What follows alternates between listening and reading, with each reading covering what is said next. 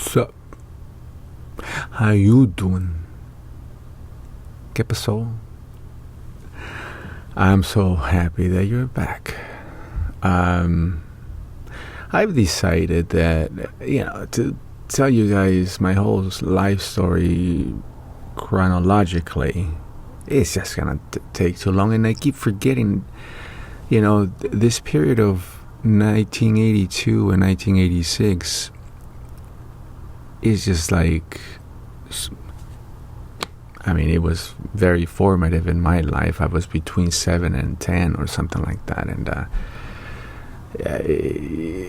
I keep going back to this place. Oh, that time. Oh, you didn't say that. So what I'm gonna do is just kind of pick a topic, and again, out of my life experience, what I went through. I hope that you guys can see or find some validation or some kind of a bit of information. But in terms of how you feel about yourself, not to feel bad about yourself. Because see, that's the trick. That's what they want you to do.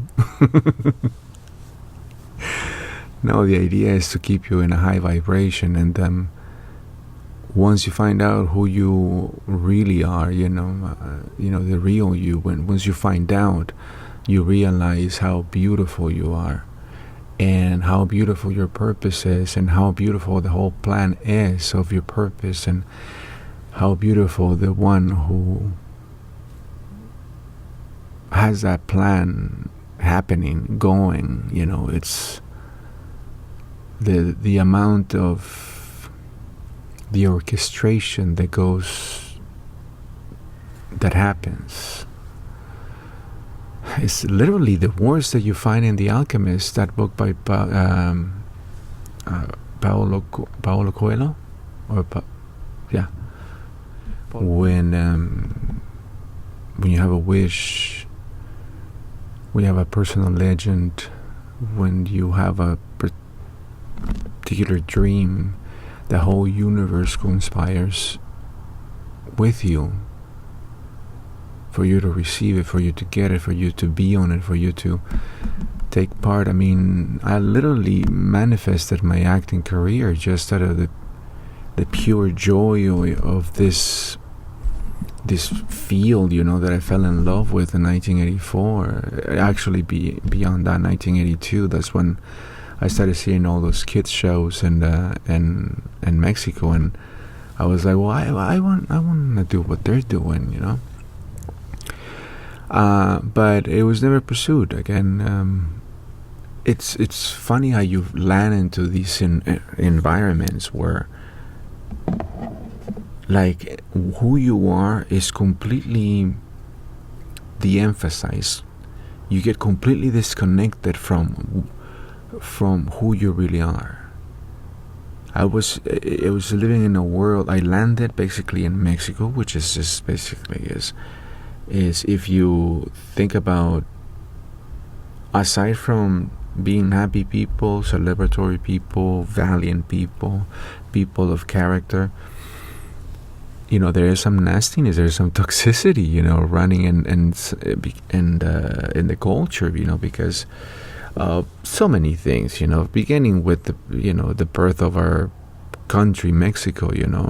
This is it was due because of the invasion of the Spanish. So there was a lot of hurt feelings out of that. So I'm not gonna say we were all hunky dory before the Spanish arrived, but this is what I've heard Native American tribes said before. That is, that before the paleface showed up, there was no devil, there was no hell, and now we come to find out, Pope Francis clear that up, that there is no such thing as hell. So all this time that we've been like, oh my God, we're gonna end up over there, especially for people like me, that from the beginning I was always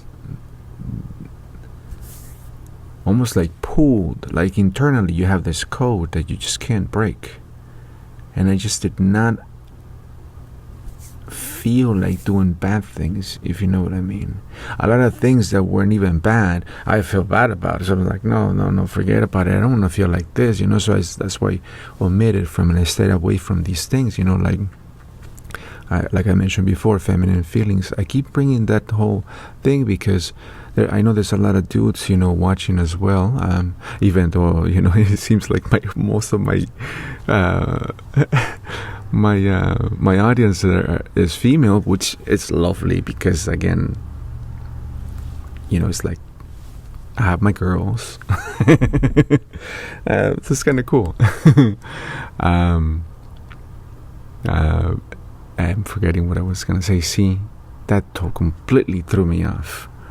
Having just a whole bunch of a lady audience, because it's like I mentioned before, there's this seeking for that energy, because, I'm not surprised if some, I do understand that that the spirits, what became of us, us spirits were seated in Venus, and we spent some time there, so that explains my Venusian energy,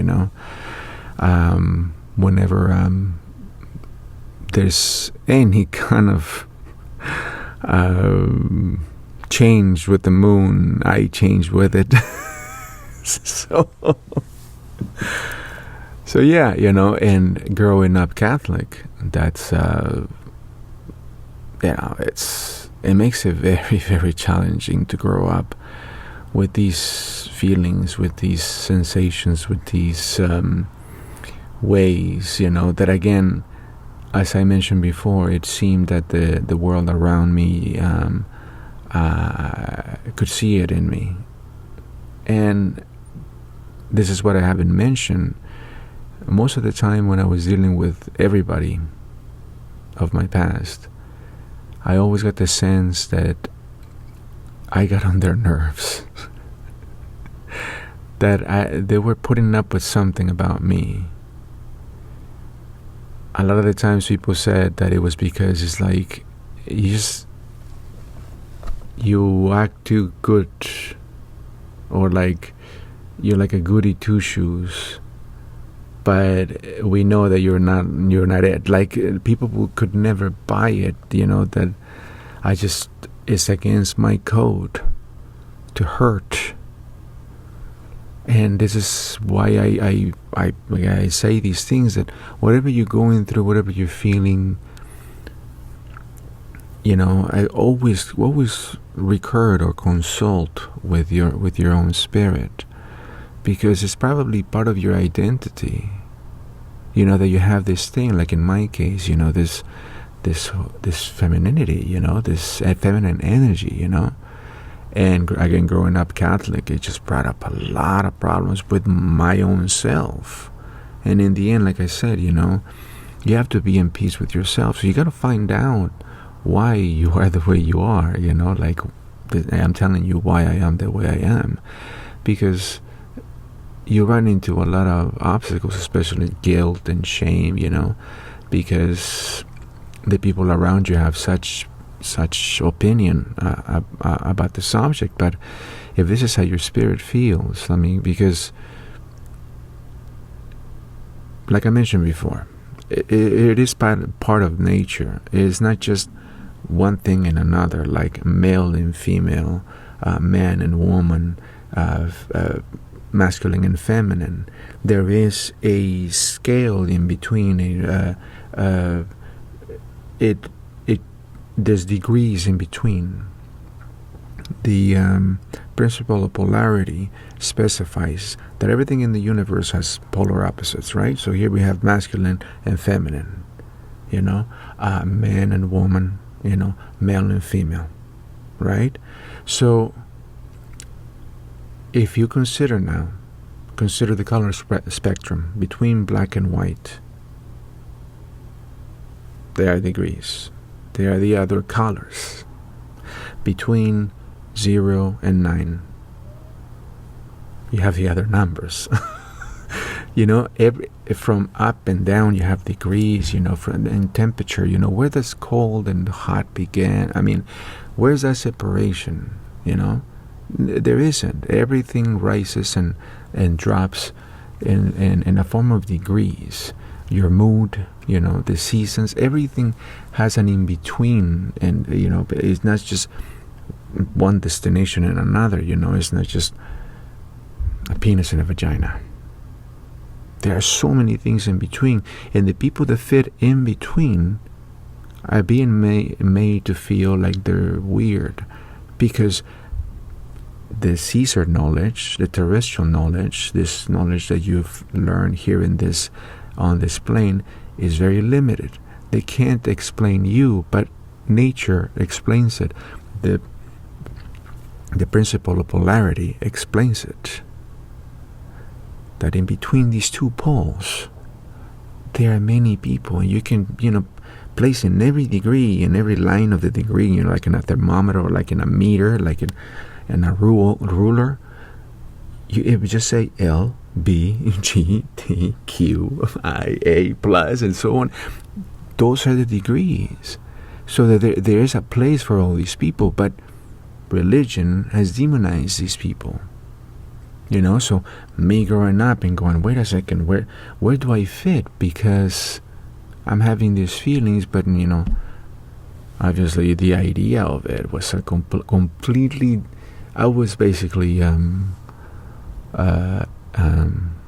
motivated into not bringing that side out of me. Like I said, people would look at me and you could tell this, they were putting up with me. A lot of the times they would voice how annoyed they would find me, basically, because of the way I would express myself. So they would right away they check me on it so I could change it. And ever since I was a little kid, I was always a good boy. I always did. I just realized that very young that if I found a smile, then that meant good. So I was willing to do whatever, I was asked to do. Sit there quietly, yes, even though you're a child. God, I don't know what child can do that, but I did. I became a very serious boy because I was the older of a family of. At first, it was just me and my brother for a few years, and then it became a family of 4. And I've always been the oldest, so I've always been. Treated as, you're responsible for everything, even though your brother is raising hell, you were there, why didn't you say something, why didn't you stop him, and so on. I a lot of the times I was punished, and I would run into a corner crying, and I would just be like, I'm sure you felt that before, where you're like just wishing my real parents would show up and just take me away from this hell, and it just so happens it's exactly my intuition was telling me that these people, yes, were meant to be my relatives, but they weren't really my people, if you know what I mean. Because I was saying I just want my real parents to show up. And just to make a long story short, in the end, that's exactly what happened. My Father in heaven and his angels, the rest of my family, my real family, rescued me from people who were squeezing me, people who were demanding so much out of me, because I was the kind of person that was just, again, if it brought a smile to your face, I'd do it, even if it put me out, even if I had to spend the next few days or months, obsessing over it, like helping somebody with money, and that you don't have that much, but now that stresses on you, because it's like, how can I tell him no? Because I care about the dude, so I was placed in tight situations like that when, again, people just now I look back and go, wow, it's just they really don't care how much you go without, because you treat people how to treat you. You teach them how, And the more you give in to their plans, their crazy ideas, well, pretty soon your schedule is full with stuff that other people want you to do, and you have no time even for yourself, not for you to go after your own dreams. You know what I mean? And again, a lot of them would be like, well, why are you so unhappy? I was like, oh my God, I haven't been able to do me, basically. And it's just one of those things, because you have to do things that resonate with you, resonate with your spirit, because it's you're charging yourself up. That's all there is to it. You're electrical, right? So think about getting charged up, with something that you enjoy, taking care of yourself, sleeping. My God, every time I lay down to sleep, I'm just going, why did it take you so long for you to be here? Because it's so nice. Once my back hits the bed, I'm always feeling like, dude, you should you should go to sleep a lot earlier. But it's like, we're all masculinized. Our energy is so masculinized. Gotta do this, do that. And as I'm getting ready to go to bed, I do about a million things. It takes me like an hour to literally, finally put my butt in bed, because I'm turning off the lights. I'm checking for this. Oh my, little guy doesn't have water. So you go through your little checklist, and by the time you're like, oh my God, it's already sun's coming up. So anyway, going back to the whole religion thing, the whole guilt situation. My first, experience, or I don't know if it's the first one, but it was a pretty damaging one, was when my dad, we went to church, because that's the thing you do, when you're Catholic, every Sunday you have to go. And my dad, well, we all went. We went as a family, and we were very little, and like I said, this is one of those times where we're visiting from Puebla. We went to visit our family in Izúcar de Matamoros, my parents' hometown, basically, where I ended up growing up eventually. So we went to church. We went to Mass on a Sunday night. And I remember my parents, used to dress as really, really cool. We always have really cool clothing, and we always matched too. It was really, I really liked that about that part of my childhood, getting dressed up alike, and it showed that my dad was making money, that, my dad was, proud of his sons. It was a different time. I could almost say that it was a different time. Maybe it was the same. I just thought it was a lot nicer, but maybe it was just, looking back, yes, I think it was the same. It's just with nicer clothes. So we were at church, and my dad had this idea, that because there was a Christ, a bloody Christ, and a cross, life size, right there in front of us.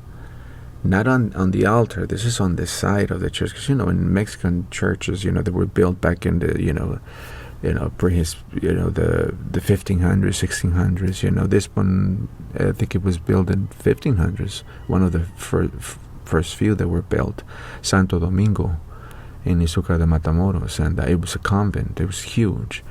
Well, there was this Christ, this bloody Christ, life size, and that scared me, because what are you gonna think when you're a little kid? You could turn and you see this bloody dude, somebody who basically looks like he got hurt, and it's all bloody. That's scary for a child. So I start crying. My dad gets embarrassed because I'm calling a lot of attention to the situation. And I remember seeing some faces, some older ladies who were looking at me like, quiet, you stupid kid, kind of like that, or giving my dad a dirty look because, quiet, that stupid kid, or something like that, I remember this. You always remember the looks, the energy that came out of those eyes, Yeah, I style it all. But anyway, my dad starts telling me, no, no, no, no, you're not supposed to do that. Here, give him a kiss. You have to kiss. You have to kiss Jesus. Yeah. So he's pushing me, and I'm crying. So, as you can tell, I was completely traumatized out of that one. Having to kiss a bloody Christ. So I was starting to get all this feeling that the things about God were spooky. But something inside me told me that's not it. Because it all seemed very spooky when you walk into church and these buildings, especially a convent building.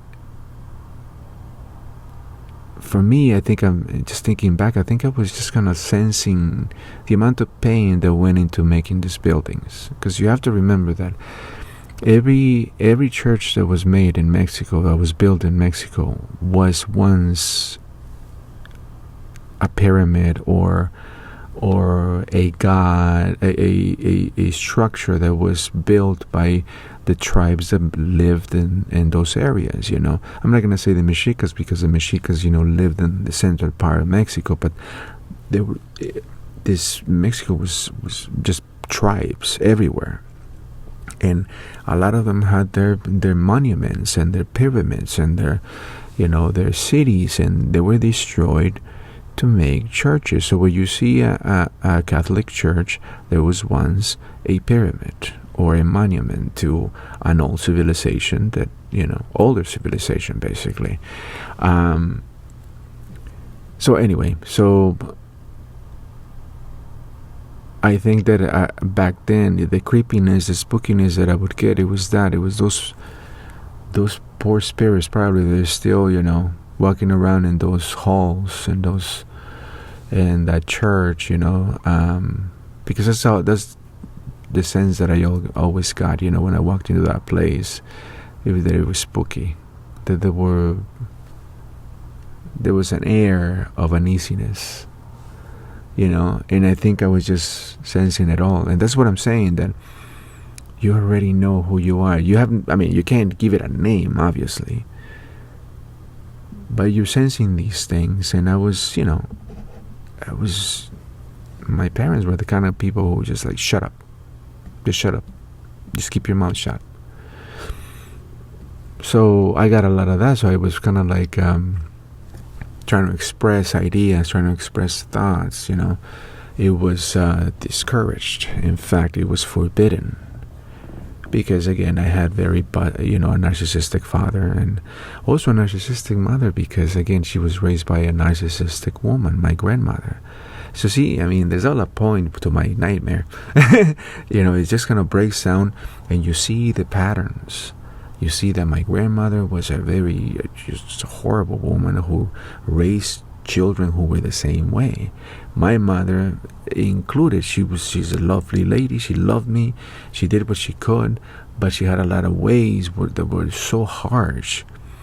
Again, in one instance, just to give you one example, because there's many, but this one that I can remember right now is when one time my dog that I had back in those days got run over. He would come and greet me every morning, and wake me up, because my mother she grew up with dogs outside, so the dog could not sleep with me in my bed. Us kids wanted the dogs inside. She couldn't have the dog inside, so she couldn't put the dog inside because the dog wouldn't allow it. The little puppy would just whine. So she let him into the kitchen. So every morning she would walk into the kitchen, open the door, and he would just dart into my bed and just wake me up, with kisses and stuff like that. He was awesome. His name was Danger. I call him that one because, again, I was so into American stuff, so Danger sounded really cool, so I named him Danger. It was this scruffy dog, me and scruffy dogs have always I've always had scruffy dogs around me, except for Bubba. He looks pretty. I know. Actually, I was gonna say refined, but no, he actually looks more. Trekkie. He wants to do stuff. He always wants to do stuff. Anyway, so this one morning, instead of my dog, my friends woke me up and it's like, wake up, your dog got hurt. Your dog got hit by a car. Fuck. I mean, you don't go to sleep with things like this, but you don't want to wake up to things like this. You know what I mean? Because if you go to sleep with things like this, you're going to have nightmares, you're going to have bad dreams, you're probably not even going to sleep, right? But when you wake up like this, oh, fuck. It's like, obviously it ruins your day, right? But to wake up you're in your dreams, you're nice and peaceful, and you wake up to your dog got hit by a car. Again, the instability, I'm not saying this so you guys feel like, oh, poor, I'm just saying that don't feel bad about yourself because you were treated this way. They just don't know. Again, because number one, you're our Father's kid, and these people just people who take care of you in this plane, and they just don't know any better, So I ran outside, just woke up. My friends are like, come on. They were really cool, for doing that. And I got all the way up to the corner where they sell bread, pan dulce. In Mexico, pan dulce, sweet bread is just one of our many wonders of our gastronomy. Just delicious, and that's a tradition. Every morning, my mom would go out and get some bread, some pan dulce, and we would eat some, chocolatito or cafecito, with some milk maybe, or chocolate milk, with it, and it was right before you go to school. It's wonderful. It's your breakfast. It's part of your breakfast. So I ran up there, and there's my mom, and all these ladies are like, "Ay, viene el niño." It's like, here comes a kid. Here comes your boy. Like they knew that there should be tenderness in the situation because it's his dog. And they're all looking at me with these eyes, and I'm looking over because I'm looking for my dog, and I see him. He's all splattered on the road, and this man, he was trying to just be nice, He picked up my dog and just threw him to the side, because so he wouldn't get run over again, made into nothing, But even that hurt, when he threw him to the side. It's like, oh, fuck, I didn't need to see that. So then I turned to my mom, totally hurt, and I think I was probably about to cry, And she goes, "Stupid dog, she got out." Or he got out.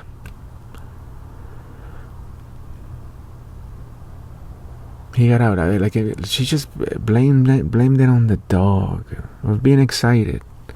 Being a dog. She didn't say, "I'm sorry, mijito, I'm sorry, give me a hug," nothing. Just like, ah. And again, if you know my grandmother, you understand why. Because my grandmother was a really hard woman. Harsh. Mean. Cold. And bossy, authoritarian. She ran your life, insulting, So my mom grew up with this stuff, and she was raising her kids like this. This is why I always mention the whole bit about, it's you can't raise your children like you were raised. Please don't. You have to make them better than you. You have to give them a better life. And a lot of you, you make that choice, But sometimes, our baggage comes out, and, and that's when you go, oh, man, I just messed them up, But in the end, it's your intention, you catch yourself, and you better be big enough to say, I'm sorry, kid. I'm sorry, kid. And that's what I always did with mine. I was just like, if I lost my temper and if I raised my voice or I said the wrong thing, it's like, I'm sorry, kid. No, I'm so sorry. I'm an idiot. Because when an adult loses his or her temper, we say stupid shit. So the point is to stay cool and collected. So see, I don't buy the whole bit about just be mean to your kids, because I've seen that where parents are literally mean to their children in front of people when they're out there in the street, in stores and things like that, because they're actually putting on a show. Like they're saying, I got this shit, I got these kids, short with a short leash, or again, they're putting on a show that is like, I'm yelling, I'm saying things, I'm giving orders.